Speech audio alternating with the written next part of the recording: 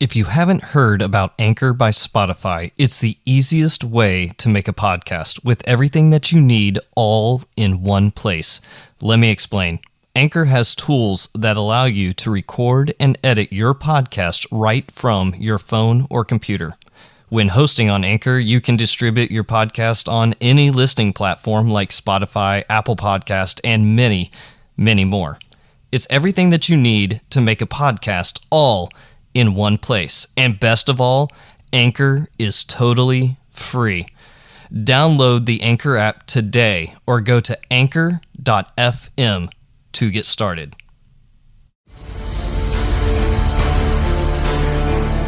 Welcome to the Wartime Leadership Podcast, where we explore what spiritual resiliency looks like from different perspectives. We often focus on the physical, emotional, and social areas of resiliency, but too often we neglect the spiritual pillar. Now, this looks different to everyone. We'll be exploring Wartime Leadership Podcast, where we in the lives of our guests who are people from all different perspectives of life.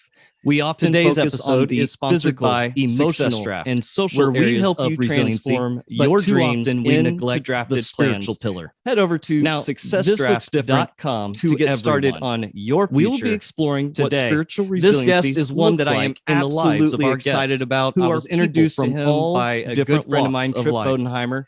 Today's episode is they have had this amazing relationship going over the years, and I have your dreams constantly drafted time and time Head over again to successdraft.com to get started on your future. Brian, how are you today? This guest Nathan, is one that I am absolutely so excited about. I was introduced to him by a good friend of mine, Trip Bodenheimer. You and your viewers. They have had this amazing relationship, and I'll tell you, going over the years. He's the founder of evolutionevolution. He's a coach, an advisor about leaders who are on mission. Now, every single day in the workplace. How are you today?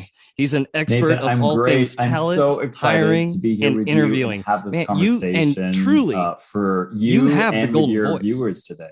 Well, and I'll tell you, folks.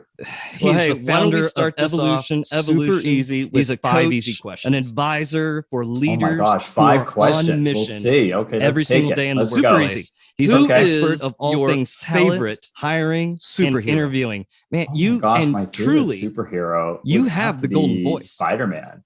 Well, thank you. Well, why? Thank you.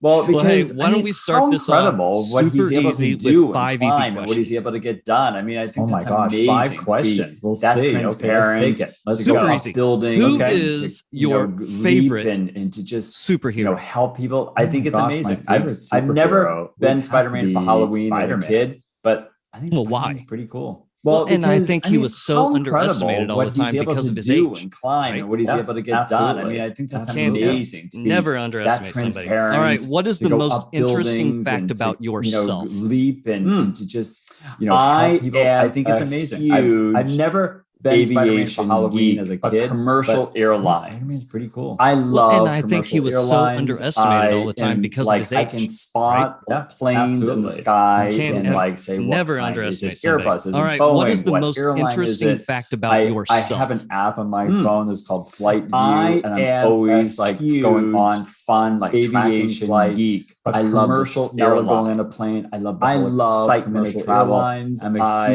huge I can spot commercial planes in the sky. Seriously, I think when I'm an old man, Airbus put me in a wheelchair. Airline is wheel me into the airport. I have an app on my phone. It's called Flight View. Well, okay, so then what's your favorite company to fly with? On fun tracking flights. Now that I love the smell of going on a plane. I love the whole excitement. I can tell you what companies I don't like to fly with. I'm a huge, but I would say commercial airline. One of the best experiences I had when I'm an old man was put me in a wheelchair, wheel me into the airport, and I get a couple times to Hong Kong. Well, okay, so then what's your favorite company to fly with? And I love traveling. A good question. I can tell you what companies I don't like to fly with. That's absolutely awesome. But I would say, with a lot of time on planes, I'm sure you've watched a lot of movies. What's the greatest movie of all time? I remember flying Cathay Pacific. For me, a couple times to Hong Kong. I would say, how they are now, but that was a few years ago. Classic. Yeah, I love traveling. It just doesn't get better than that. Are great. And I think for me, I love with the a lot story. of time on planes, I'm sure you've watched a lot of movies. What's the greatest movie of all time? For me, then growing up in Boston, I remember going up to Vermont. I would say, to the Von Trapp and meeting the original Maria Von Trapp. Music. I just think it's a beautiful story of love, of determination. And I think for me, and also, I love the story. Like I had to let go of everything, studying in Austria, and I was in university. That their freedom is more growing up in Boston. I remember going up to Vermont. Beautiful. I've done a lot of traveling here, and so our family always every Christmas watches. I just think it's a beautiful story. So that's one of our Christmas traditions. So I absolutely love it, and I've been to the house where they did all the filming and the gazebo, and they had to let go of everything. Totally, I did the tour as well. It's fun. It's totally fun. That freedom is more. What is inside of your online shopping cart? It's absolutely beautiful. I've done a lot of travel in Europe, and so our family always every Christmas watches. And I think you're the sound of music. So that's one of our Christmas traditions. So I absolutely love it, and I've been to the house where they did all the filming and the gazebo. I really totally. I did the tour as well. It's fun. When I do, it's like a special thing. What is inside of your online shopping cart that you have not purchased yet? Pick things up as I need. But that's a good question. I would say, and I think I ordered something from Amazon this week. It was empty. Do a ton of but if I had to reorder anything immediately, I would say when I do, it's like special things. I live in a city, right? I live right downtown. I saw they were having a big sale, and I said, it's just easier to just cool. Pick things up as I need. But order like I would say bulks of paper towels. I live in a condo, and then I'm like, this week it was empty. You know what I mean? So, but if I had to, that's the only thing I saw when I was about to check out. There was this huge sale on all these paper towels. I'm like, what am I gonna do with like 15 paper towels that show up? But, I saw they were having a big my wife sale, and I have always tried to get into the bulk